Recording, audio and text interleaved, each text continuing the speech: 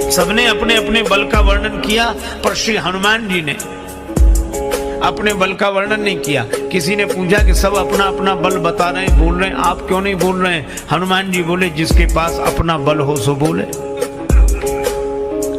जिसके पास अपना बल हो सो बोले। यहाँ हमारे पास हमारा बल है ही नहीं। बल क्या, कुछ भी नहीं है। हम मंदिर में तो कहते हैं तन मन धन सब तेरा, प्रभु सब कुछ है तेरा। तो जब सब कुछ है तेरा तो ये एक बल ही है जो मेरा।